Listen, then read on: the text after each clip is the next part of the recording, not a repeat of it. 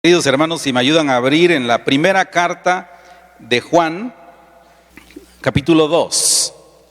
Dice allí: no améis al mundo, ni las cosas que están en el mundo.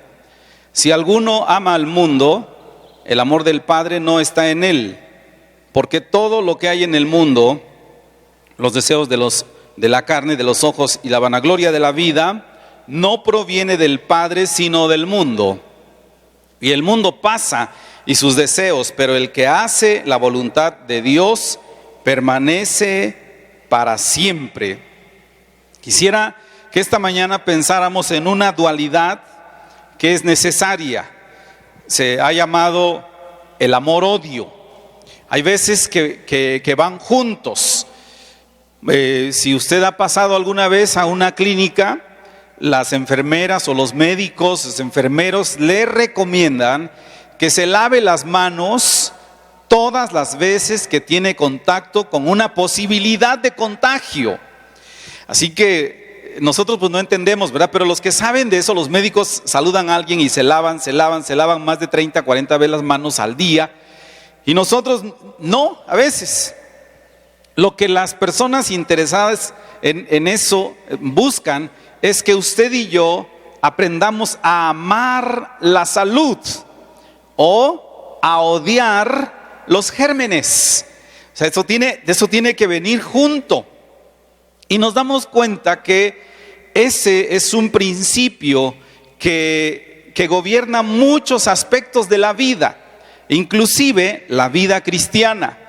Dice la Escritura ahí que tenemos que aborrecer el mundo o no amar al mundo. Salmos 97 también lo dice, es un principio que permea toda la Biblia.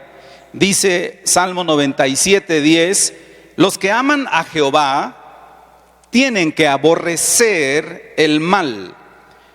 Romanos capítulo 12, versículo 9, dice: el amor tiene que ser sin fingimiento. Aborrezcan lo malo y sigan lo bueno. Así que aunque la frase pueda sonar incorrecta, hay un amor que Dios aborrece. Aborrece que el creyente ame el mundo. Y el Señor está esperando que nosotros captemos su mensaje por diversas razones. Ahora, hermanos, yo les pido de todo corazón usted se sensibilice esta mañana, porque lo que el Señor nos dice a través del apóstol Juan no es difícil. Realmente no se requiere de una profundidad de razonamiento para captarlo. Más bien se requiere de una profunda sensibilidad. Y los que son padres tienen una idea pequeña de eso.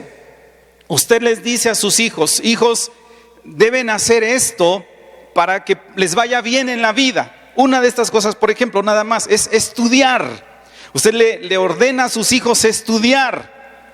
Pero si usted hace una retrospectiva de su vida, si usted se autoexamina, probablemente encontraríamos que en tiempos viejos, pasados, usted también estuvo en esa disyuntiva. Y usted dejó probablemente los estudios. Entonces los seres humanos somos así, ¿verdad? Queremos que ellos capten la importancia de los estudios, de no dejar la escuela. Queremos que amen los estudios y que odien la vagancia. Quisiéramos que para ellos detestaran andar donde no deben andar. Los que pagan una escuela privada le dicen: yo no te pago para que te vayas a las calles con tus amigos. ¿Por qué no odias eso y te concentras en lo que tienes que hacer? Bueno, si usted alguna vez se ha desesperado, yo me he desesperado muchas veces. Uno quiere agarrar al hijo y quitarle el cráneo, ¿verdad? Y meterle ahí unos libros y cerrarlo, para que aprenda a amar los estudios. Tanto que nos cuesta.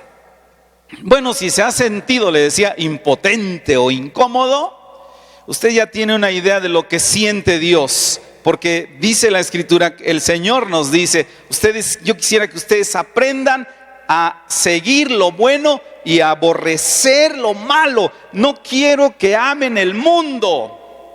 Y nos da razones. Primero, no deben amar al mundo por lo que el mundo es. Así que la primera pregunta es, ¿qué es el mundo?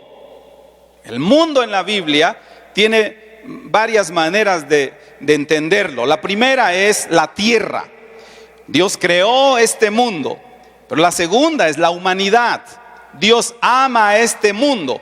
De tal manera amó Dios al mundo, no a la tierra. Este no es un texto que sirve para los promotores de salvemos el planeta. Dios amó al mundo. Pero cuando dice la Escritura no améis al mundo, se refiere a un sistema. Se refiere a toda una arquitectura de pensamiento que se opone a las cosas del reino de Dios. Y es algo que tristemente tiene una característica, a diferencia de las otras dos acepciones, que es invisible. Entonces nosotros vemos este mundo. ¿Quién de nosotros, dice Romanos capítulo 1, podría negar la existencia de Dios cuando ve el mundo, la creación? O vemos a la gente. Pero hay un sistema que no vemos. Y como no lo vemos, entonces se hace mucho más difícil discernir si esto es correcto o no es correcto. Pero dice la Escritura en 1 de Juan 5:19, sabemos que somos de Dios y el mundo entero está bajo el maligno. Ese es el sistema. Aunque usted dice, pues yo soy parte de este mundo y no estoy bajo el maligno. Sí, en este caso no se refiere a la gente, en este caso se refiere al sistema. Hay una estructura, le decía. Y dice el Señor Jesucristo, Juan capítulo 12, versículo 31, dijo de Satanás. Satanás se llama el príncipe de este mundo. El apóstol Pablo dice en Efesios capítulo 6, nosotros no tenemos lucha contra carne y sangre. Es decir, no estamos peleados, aunque lo parece, no estamos peleados con la sociedad.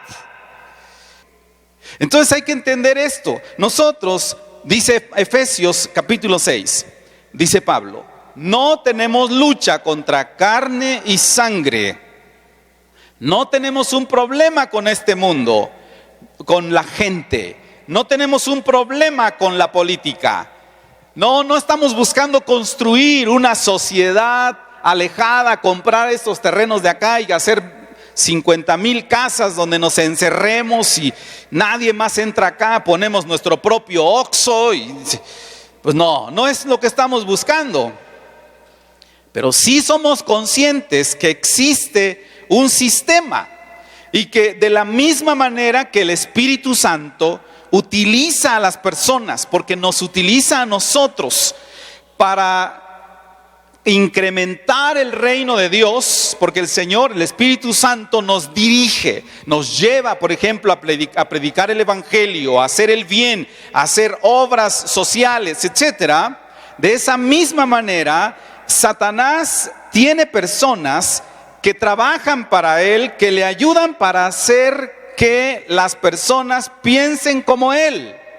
Eso dice Efesios capítulo 2, versículo 1. Hay un príncipe de la potestad del aire, el espíritu que ahora opera en los hijos de desobediencia.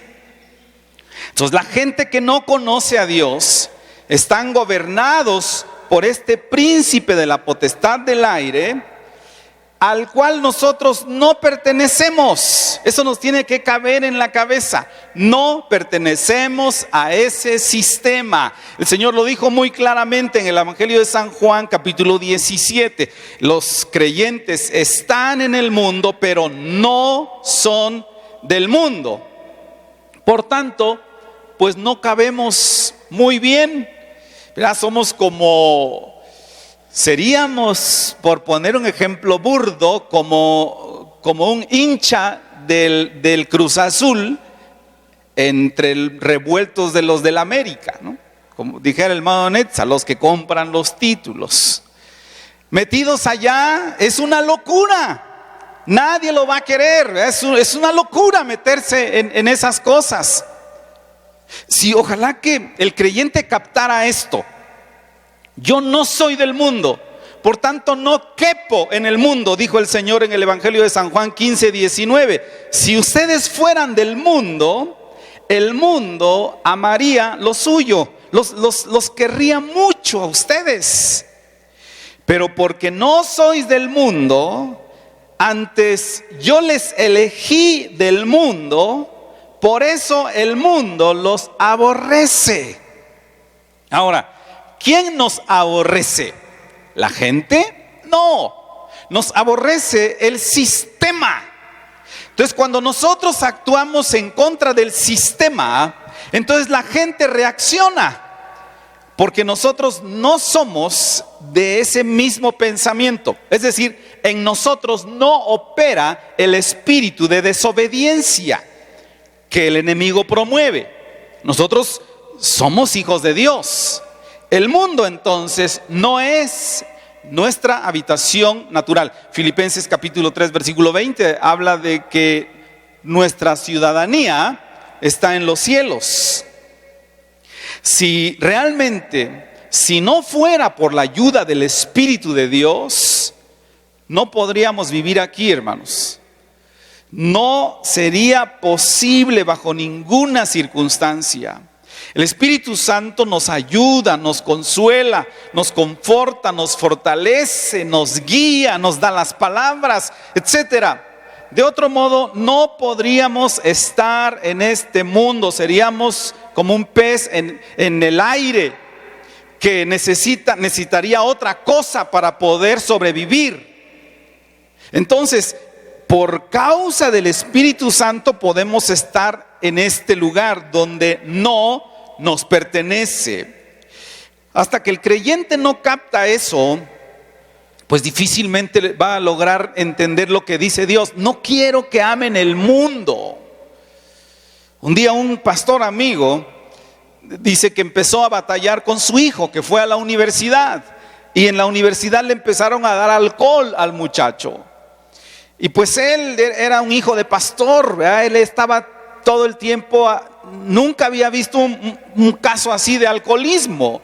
Y le empezaron a dar, él tomó y se fue haciendo, hasta que ya era alcohólico. Entonces el papá habló con él una vez y dos veces y muchas veces. Y el hijo pues no entendía.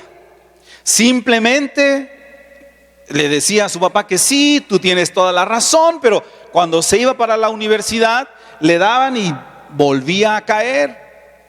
Hasta que el papá, orando, dijo, ¿qué le digo a mi hijo para que entienda?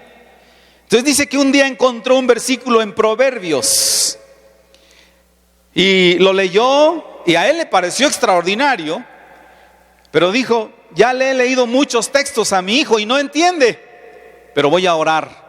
Y oró y le leyó a su hijo este versículo y le dijo, mira hijo, después de un proceso de oración le dijo, mira hijo, aquí lo que dice: no es de los reyes beber vino, no es de los príncipes beber la sidra. Dad la sidra y el vino a los de apocado ánimo, a los miserables. Mira lo que dice aquí la Biblia. Y el chico lo leyó, lo escuchó y dice que se quedó pensativo. Y como que si no veía y le quitaron las cataratas, se quedó mirando a su papá y le dijo, papá, entonces yo soy un príncipe. Vamos a verlo, le dijo, y le enseñó lo que dice la Escritura. Y dijo, no solo un príncipe, eres un rey. El Señor nos ha hecho reyes y sacerdotes. Y entonces el chico comprendió, con solo esos minutos, comprendió todo lo que se estaba perdiendo y cómo estaba involucrándose en algo que no era de él. Dijo, eso no es para los reyes. Y finalmente contaba este pastor, mi hijo dejó el alcohol y se consagró a las cosas de Dios. Y eso hace años y ya es un adulto consagrado. dice el Señor, no quiero que amen el mundo por lo que el mundo es, pero también por lo que el mundo les hace, porque dice versículo 15 de capítulo 2 de primera de Juan, si alguno ama al mundo, el amor del Padre no está en él. Esto es la mundanalidad. Ahora, casi siempre conceptuamos como la mundanalidad una actividad, pero no es así, o no del todo.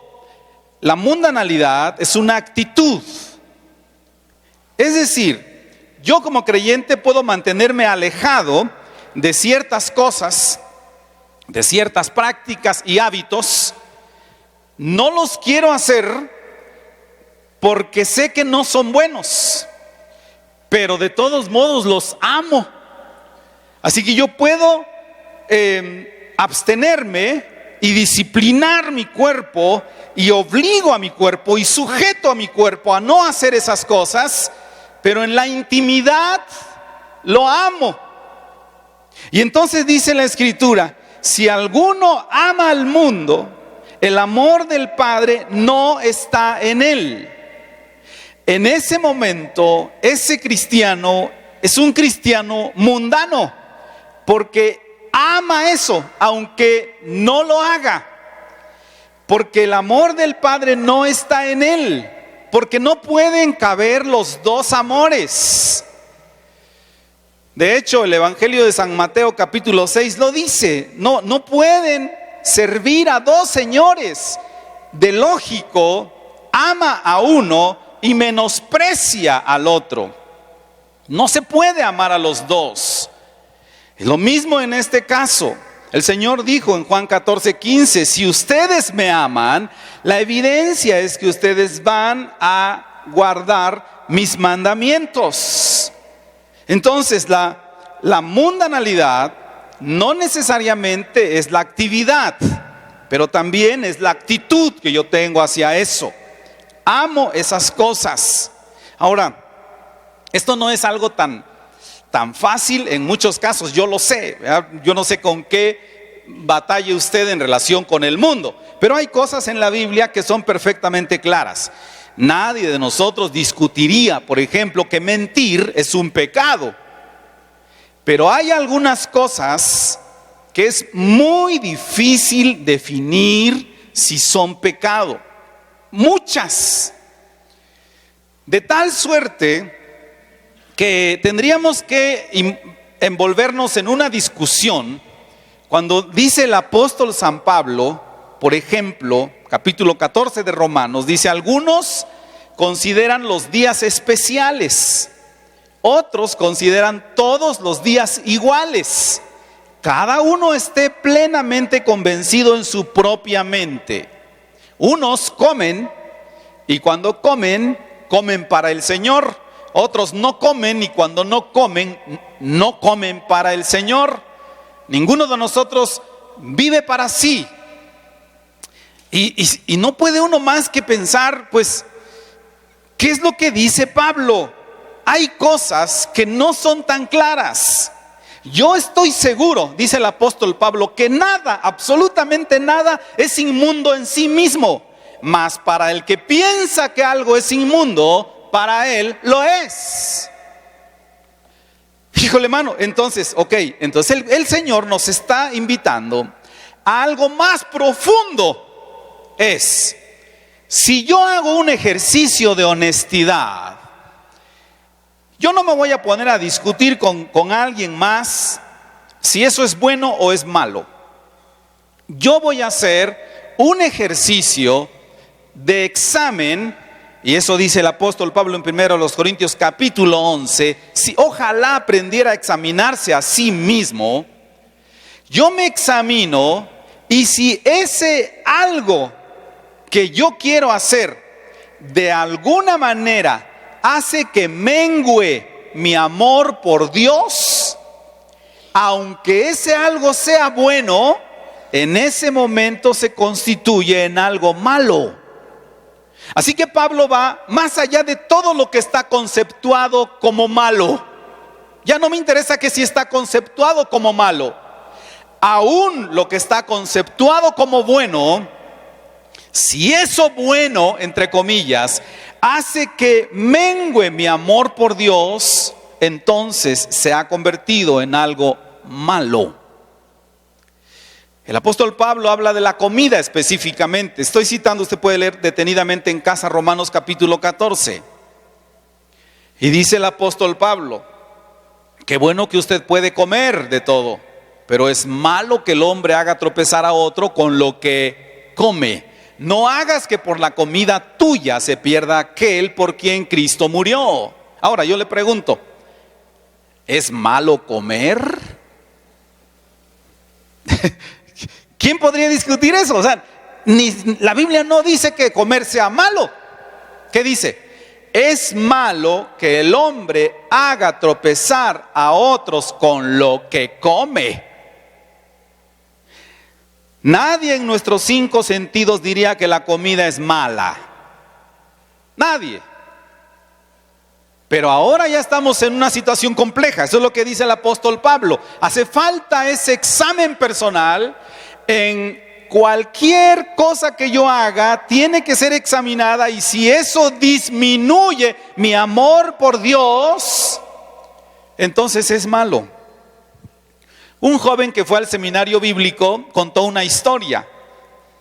Él fue a la escuela bíblica y rápido resaltó como uno de los estudiantes más consagrados. Dicen que él estudiaba lunes a viernes, sábado y domingo se salía a las colonias cerca del seminario a predicar el evangelio, invitaba a gente a la iglesia, estaba muy animado y les hablaba, y especialmente les hablaba un día: Cristo viene y todo mundo debe arrepentirse. Pero tenía 19 años.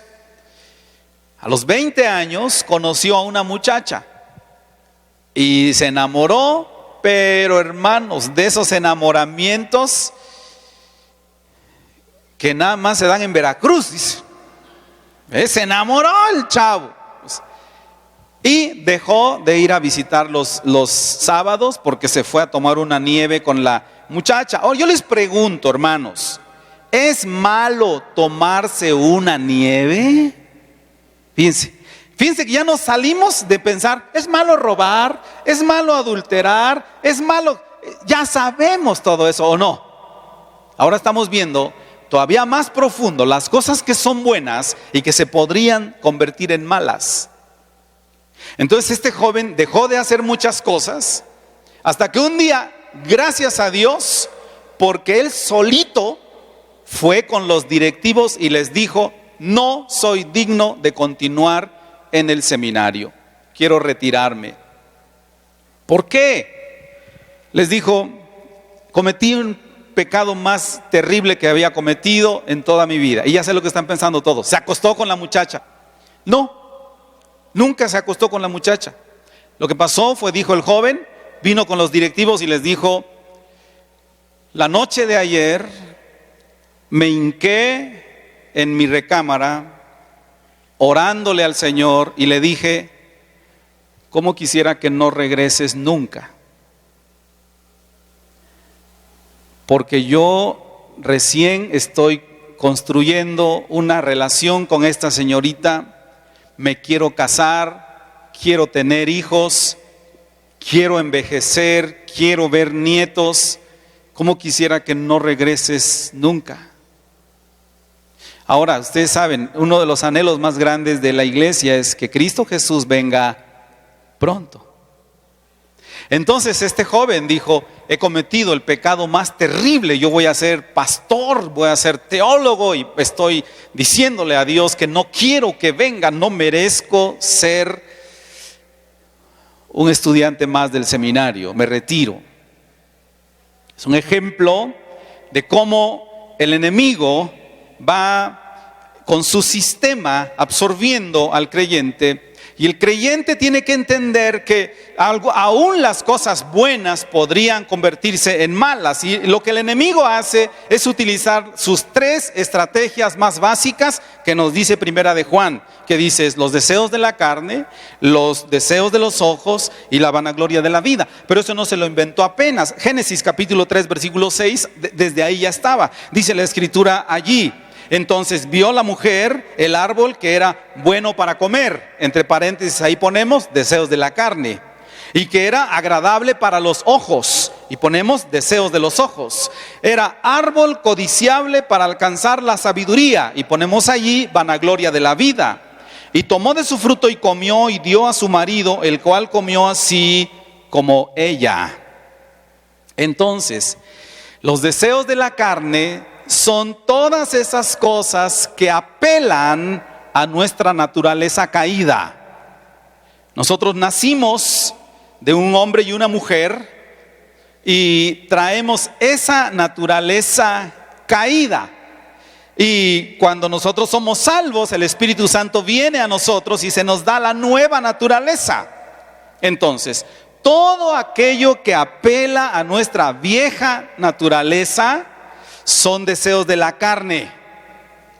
Y esos deseos de la carne no necesariamente son malos. Dios nos dio, por ejemplo, hambre, sueños, sed, atracción por el sexo opuesto, etcétera. Todo eso está bien, excepto cuando intentamos satisfacerlo en nuestra carne por objetivos o por metas cerradas.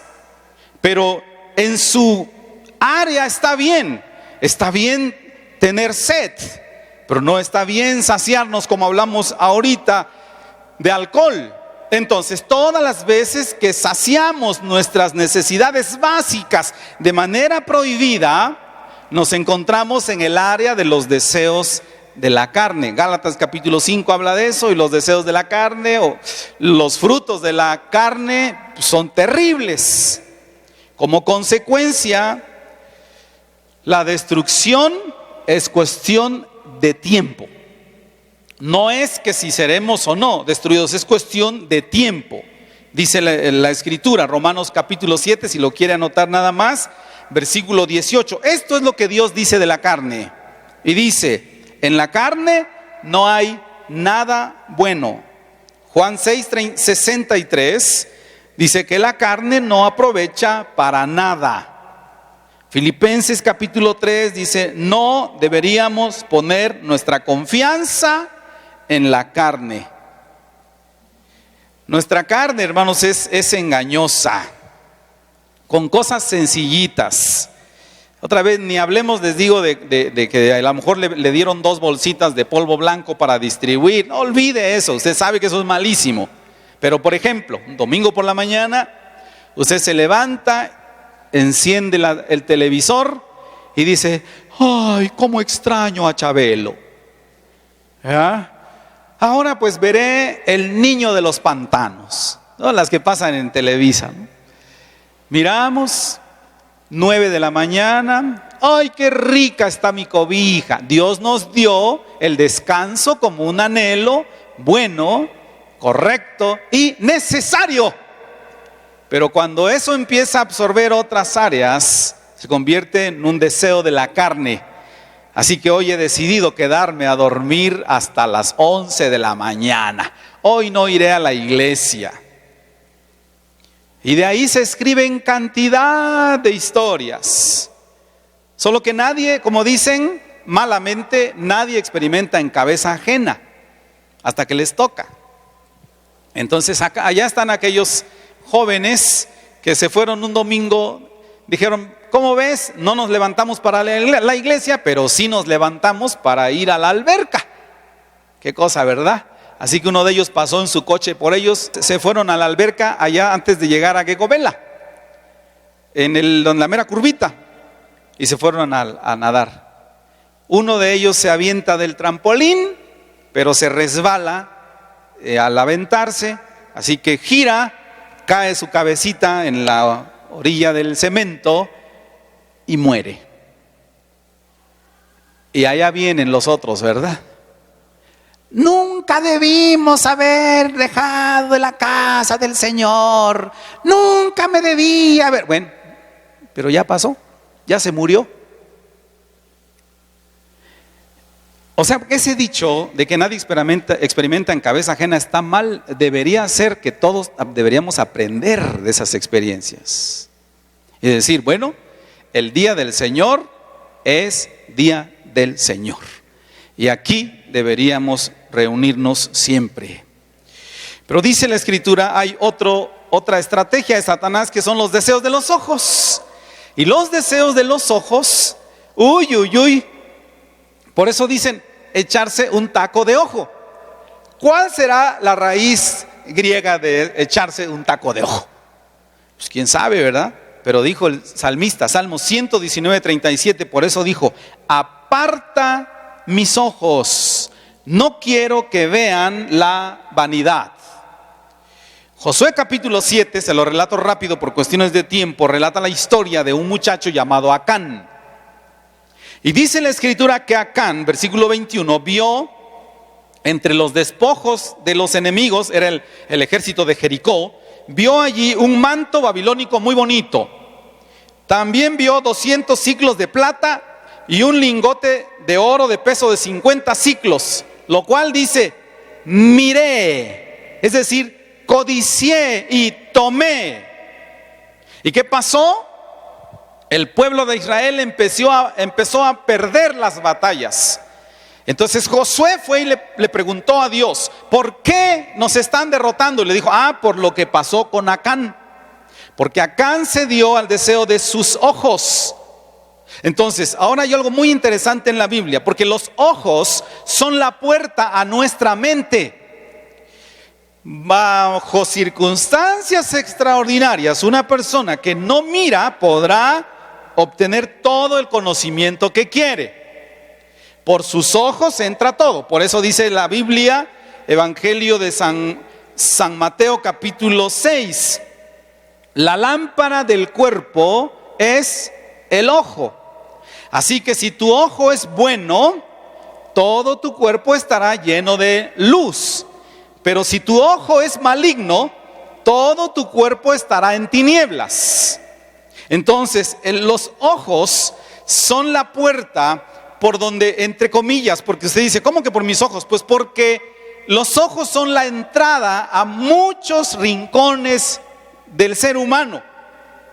Entonces, el enemigo está presionando al creyente a través de los deseos de los ojos para que el joven piense como ellos. No, voy a corregir eso. No el joven, el creyente. No importa de qué edades, porque casi todos se lo echamos a los jóvenes, ¿verdad? Como si los viejos ya estuviéramos inmunes, ¿no? Pero no. El enemigo está presionando para que el creyente piense como mundano. A través de información, usted ni cuenta se da, pero estamos, por ejemplo, bajo el asedio de estos señores. Uno ni les pregunta y lo inscriben solito a un sistema que le mandan noticias, ¿no? Y ahí se entera uno. Ojalá que anunciaran aquí solo cosas buenas, pero no, vienen ahí noticias, dice, fulana de tal ya salió del closet. Y aunque no nos damos cuenta, ya el término se salió del closet ya es normal. El enemigo está presionando para que nosotros pensemos como ellos. Dice Job capítulo 21, el consejo de los impíos yo quiero que esté lejos de mí. Entonces, el conocimiento, que es parte de todo esto, debemos tener mucho cuidado con eso, porque el intelectualismo, lo llamaríamos más que conocimiento, el intelectualismo puede ser que se oponga a las cosas de Dios. ¿Cuándo? Cuando esto no coloca a Dios en primer lugar. El creyente no debería permitir que su fe sea movida bajo ninguna circunstancia. Vea usted, su maestro de universidad es un gran abogado, opuesto al evangelio. Él no quiere saber nada, los evangélicos le caen mal. Pero va usted de repente a Santo Domingo y lo ve que entró allí a persignarse, a santiguarse, va muy bien, sin ningún problema, porque él es católico. Así que nadie cuestiona su fe. Pero él en la universidad le dice a usted: a ver, usted cristiano, tonto, ¿por qué cree en la Biblia? Usted dice, si usted cree en los monitos, ¿de qué estamos hablando? ¿Sí o no? Pero no, el joven se siente intimidado porque aquel le dice, usted no puede creer en esto. Allá está, cuando estaba el noticiero de don López Dóriga, cómo atacaba a los cristianos. Pero ahí estaba el 12 de diciembre o 24, no sé cuándo es el cumpleaños de la de Guadalupe. Ahí están con su cirio pascual. Entonces ellos no tienen un problema con la fe en realidad, tienen un problema con Cristo. El enemigo quiere que el creyente piense como ellos. La vanagloria de la vida. El enemigo está atacando al creyente todo el tiempo. Si no, ¿por qué el creyente entra en una carrera que nunca alcanzamos, hermanos? Esa es la carrera mercantil. Compramos cosas que no necesitamos. ¿A cuánto nos ha llegado ese punto, no? Que adquiere algo y lo deja guardado porque no lo necesita. El enemigo está trabajando en esto. ¿Por qué? Porque en realidad lo que está propiciando es, a nosotros nos gusta gastar porque nos sentimos superiores a los demás. Es un deseo de vanagloria. Dicen que la manera en que nos vestimos, lo que andamos, lo que utilizamos, habla de un estatus social. Ok, quite eso de la cabeza, eso no es cierto. No es cierto. Yo me acuerdo que hace muchos años, cuando algunos de ustedes todavía no habían nacido, la señora Lucía Méndez era la mera estrella. Don Raúl le fue a pedir autógrafo a Lucía Méndez. ¿Se acuerda usted de aquellos años? Una señora como de 25 años, guapísima y llena de joyas. La entrevista a don Jacobo Zabludowski en la televisión. Dice, señora Lucía Méndez, ¿cómo le hace usted para traer tanta joya? ¿Y no le da miedo, doña Lucía, andar en la calle? Y dijo Lucía, con mucha sabiduría, dijo, ay, Jacobo, la gente es tan fácil de engañar. Todo lo que traigo es de plástico. Nada es de oro, pero la gente como me ve muy elegantiosa, todo creen que traigo millones colgados. Así andan todavía ahorita y usted que se las cree, hermanos. La vanagloria de la vida. Ya tengo que comprar más y más y más, porque dicen, esto habla de un estatus social. No, usted no lo crea. Usted es quien es, en este caso apoyaría la filosofía de el pintor oaxaqueño que tenemos. ¿Cómo se llama? José Luis, creo, ¿no? Francisco Toledo. Francisco Toledo. ¿Cómo viste don Francisco Toledo? Puro chemis Lacoste, ¿no? Puro guarache de marca, ¿sí o no? Usted lo ve allá que pusieron un meme, ¿verdad? Que está sentadito él allá y dice que los chamacos de la universidad pasan y le regalan $1. Porque él está con su camisa, una camisa que se ve que, hermano, se ve que esa camisa ya tiene 140 años. ¿Y saben qué pasa la gente allá? Y dicen, señor Francisco, un gran hombre ilustre, porque el hombre no es por lo que se viste, hermanos. Ese señor Francisco, hay que quitarse el sombrero, un artista impresionante. Entonces no es verdad lo que el mundo está diciendo. Pero entonces, ¿cómo podemos percibir que un creyente está cediéndole espacio al mundo? Usted puede hacer su propio examen. Cuando usted empieza a darse cuenta que las cosas espirituales le parecen aburridas, prenda las luces. Hace poquito sacaron un anuncio por el Facebook, del cual, hermano, yo les voy a confesar que me sentí muy bien, porque un amigo puso: ha muerto el culto de oración. Antes las iglesias oraban, se reunían una vez a la semana para tener cultos de oración y buscar el rostro de Dios, pero han muerto. Asistiré al funeral del culto de oración. ¿Lo vieron, verdad? Todo el mundo ha visto eso. Y cuando yo vi eso, yo dije, están locos, el culto de oración no ha muerto. Aunque luego pensé, por lo menos para Frater no ha muerto, porque empecé a leer los comentarios de otros amigos míos que decían: ¿cuánta razón tiene, hermano? Ya nosotros nos hemos reunido para implementar otra vez el culto de oración en nuestra iglesia. Es decir, sí lo habían quitado. Unos hermanos convocaron a un culto de oración, porque tiene no sé cuántos años que ya no tienen culto de oración. Convocaron a un culto de oración, trajeron músicos especiales, pusieron botanas, pusieron sillas y pusieron papelitos de colores en el techo para que la gente se animara a venir a orar. Y yo pensé, gloria a Dios, porque nosotros tenemos culto de oración ininterrumpido desde hace 29 años. La gente está de pie porque no les damos nada, no les damos sabritas, no ponemos ningún grupo especial. Canta don Rolando Lucas con una guitarrita. Nada de eso. Usted llega a la oración, ¿sí o no? Bueno, pues ¿qué le cuento? Bueno, no, mejor sí le cuento, porque algunos de ustedes dicen: ¿dónde la hacen? ¿Verdad? La oración en Frater, hermanos, no ha muerto. Ese meme, así como dicen, el que se ponga el saco que le quede, ese meme no es para nosotros. Pero compadezco a nuestros hermanos que de verdad empezaron a recuperar su culto de oración, y unos de ellos testimoniaron. La gente vinieron, porque sí se les dolió. Vinieron el primer día, estaban como 100 personas. A la siguiente semana ya vinieron 50 y volvieron al mismo hábito absurdo. Cuando un creyente pierde amor por la Biblia, cuando usted dice: traigo la Biblia en el celular, ya no importa. Yo también la tengo, pero sí importa.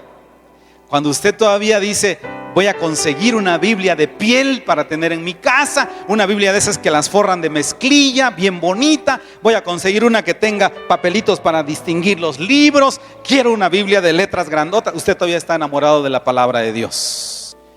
La mundanalidad es gradual. Nadie se vuelve mundano. Nadie amaneció hoy y dice: oh, soy mundano, ya no me gusta la iglesia. Nadie hace eso, es un proceso.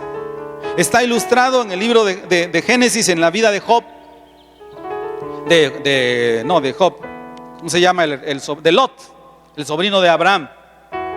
Dice la escritura que ese muchacho estaba mirando Sodoma y Gomorra y dijo: me voy a ir a poner cerquita. ¿Se acuerdan? Después dice que fue a vivir entre ellos. Cuando vino el juicio de Dios, él ya estaba involucrado allá. Tenía negocios con ellos, lo querían mucho. Resulta que usted puede darse cuenta que cuando el mundo lo quiere mucho a usted, usted tiene un problema. Porque lo que dice el Señor es, 1 Juan 3:13: no se extrañen si el mundo los aborrece. El creyente que se está mundanando generalmente piensa que algo está mal con los demás. Entonces dice: no oro, pero no es porque no quiera orar. No oro porque todos los que van a la oración son hipócritas. Por eso yo no oro. Yo no busco a Dios porque la gente que dice que busca a Dios son falsos. Por eso yo, ¿para qué lo busco? No alabo, no levanto mis manos porque los músicos no son buenos músicos. O sea, yo no tengo un problema, lo tienen ellos. Y esa es una señal del creyente mundano. Él piensa que todos tienen un problema. Todos esos son ciegos, son torpes. Ellos no. Yo sí lo miro todo. Lo que ha pasado es que dice Santiago capítulo 1 que ese creyente se ha manchado con el mundo. Por eso dice: no améis al mundo. Porque si alguno ama al mundo, el amor del Padre no está en él. El caso de Lot es un caso muy raro. Ese muchacho realmente fue salvo, pero como por fuego, literalmente, ¿no? O lo que dice primero los Corintios: salvo como por fuego, por la pura gracia de Dios. Pero el creyente tiene que mantenerse en los caminos del Señor porque a la larga se tendrá que manifestar si es o no es de Dios. Dice Primera de Juan, ahí hay 3-4 palabras que utiliza. Primera de Juan capítulo 2 utiliza hijitos, utiliza jóvenes y utiliza padres. ¿Y sabe a qué se refiere eso? Se refiere al grado de madurez espiritual que la gente tiene. Los hijitos, y que a todos nos gusta que nos digan hijitos, pues es porque apenas estamos desarrollando nuestra visión espiritual. Déjeme decirle algo a los hijitos. Los hijitos tienen que dejarse que los padres les enseñen los caminos de la vida espiritual. Pero los hijitos generalmente no se creen que son hijitos, se creen señores.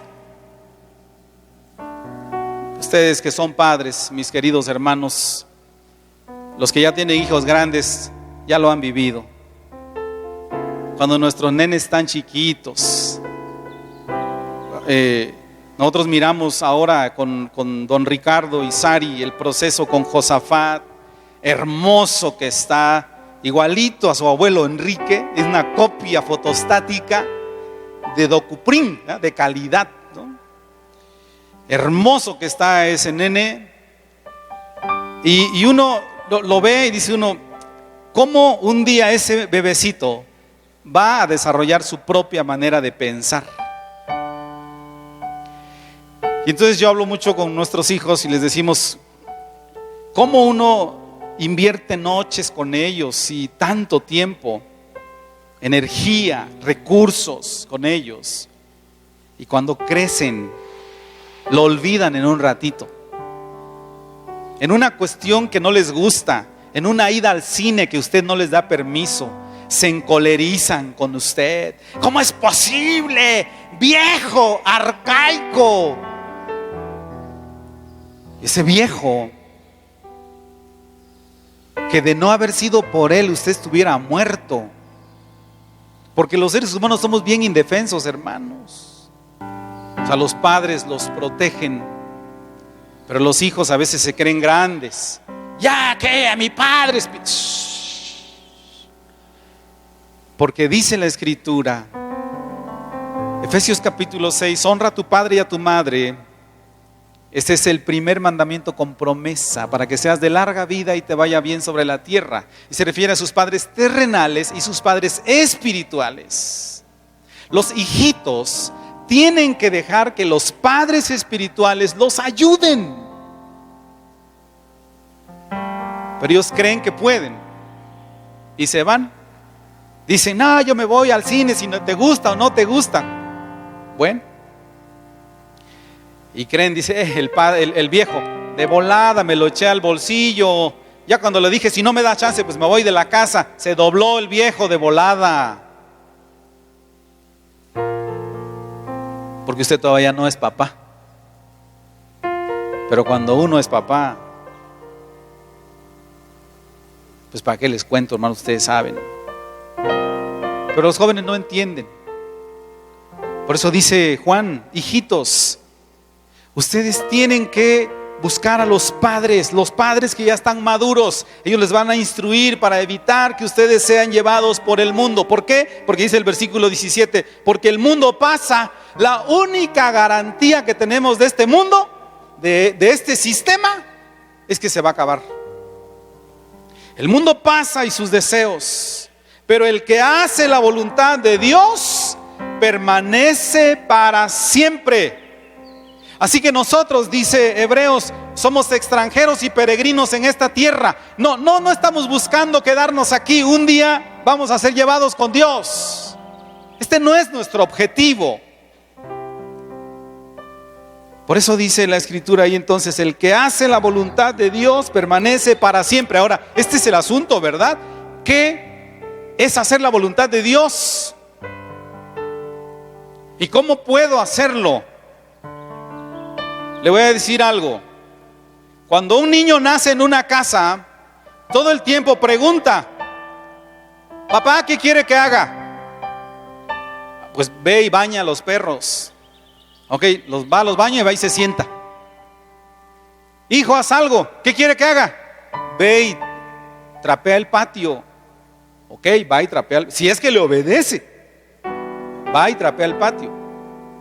Cuando es un niño normal, con el paso de los años, se levanta y va solito y limpia el patio y baña a los perros y dice: a mi papá le gusta el Rey amarillo de refresco, y se va a la tienda y se lo trae y se lo coloca en la refrigeradora.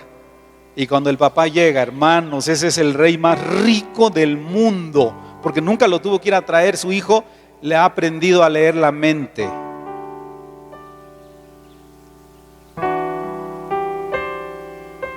El sueño de todo padre, el sueño de Dios, el sueño de todo pastor es que los hermanos aprendamos a amar, a hacer la voluntad de Dios. Cuando usted ya no le tiene que decir, usted llega y se mueve y actúa. Y dice Juan: el que hace la voluntad de Dios permanece para siempre. Entonces, estamos en el mundo, pero no somos del mundo. El mundo todo el tiempo está tratando de absorbernos, pero nosotros no nos dejamos. Sabemos muy bien en quién hemos creído. Y sabemos, dice Pablo, que es poderoso para guardar nuestro depósito para aquel día. No vamos a dejar que el mundo absorba nuestras vidas.